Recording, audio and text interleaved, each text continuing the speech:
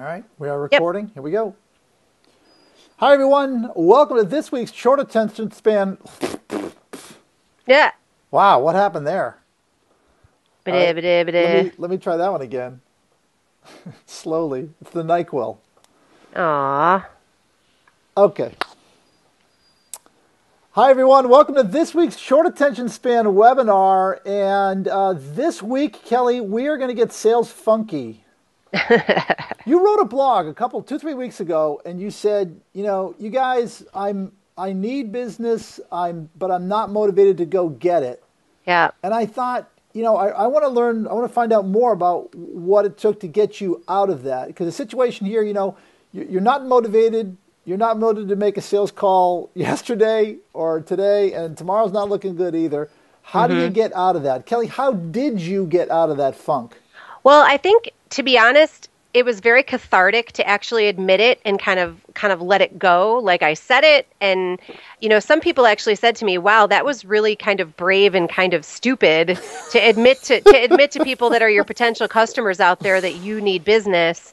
But I've always been a very honest person, and I've always thought I'm not going to hold anything back. So to me, it was really just the straight up admitting that I had an issue, that I had a problem, and deciding saying it out loud is going to make me line up and create the steps that I'm going to need to take to make it different. Okay. So last week when we talked about keeping your prospecting activity up, we said the first step is to organize your office. This is no more prevalent than it is right here.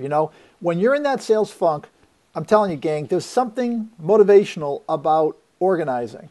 And what you end up with is a list of things to do.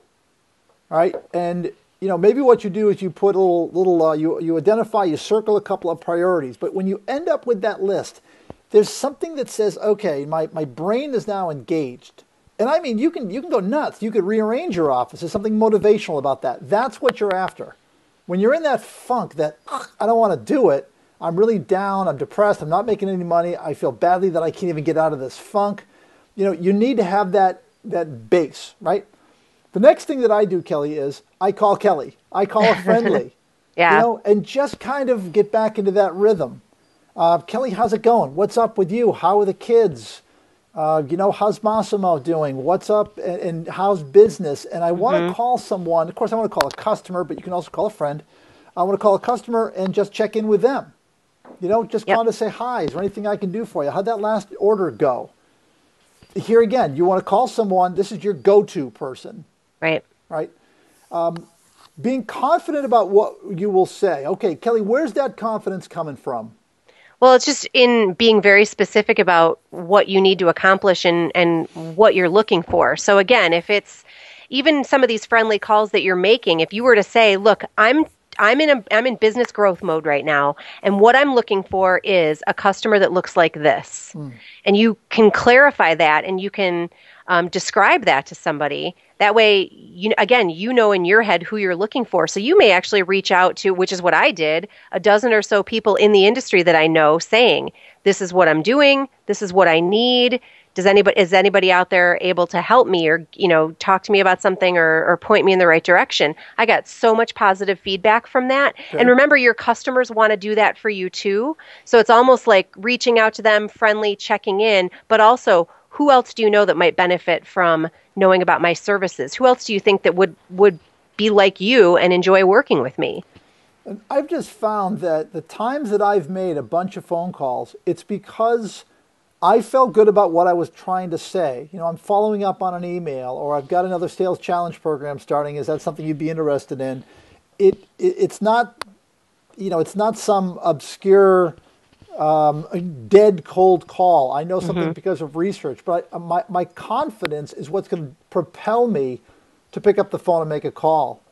So, and then I want to set up a minimum. Again, I'm looking just for a start. Make 5 calls nonstop. I'm going to make 5 calls. I'm going to put my head down.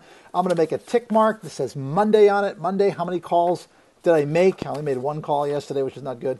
But I'm going to keep track of it. Bam, bam, bam, bam, slash. Boom, made 5. Okay, right. Now I've taken that first step. A few weeks ago, we did this webinar about how the third It's the third day that's hard. You can Oh, get right. things started. Remember that? The first day you can Yeah. get it going. The second day you can probably keep it going. It's that third day. That's the one you got to focus on. But dude, you know what? Keep track of how many calls you're going to make. Is that something you employed, or is that just a me thing?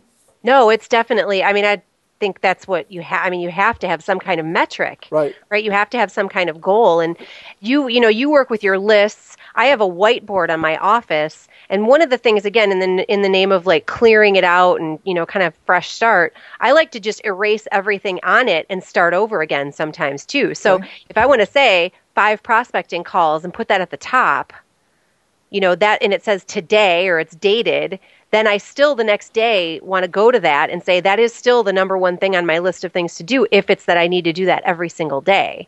Okay. And sometimes I might even still just wipe it away and write it down again. It's almost as if every day's a new day and you may have accomplished all these things, but those calls still are the number one or number two thing in what you're trying to accomplish if you're in serious business development mode. And the thing is, gang, it's all about momentum. Body in motion tends to stay in motion. Body at rest tends to stay in rest. So if you're a body at rest, you take these steps to get started. Pat yourself on the back. Great job. Take yourself out for a Starbucks as a reward. Yep. And then say to yourself, I'm going to do it again tomorrow. You can get all prepared in the world, but there is a rubber meets the road, just do it component to this thing.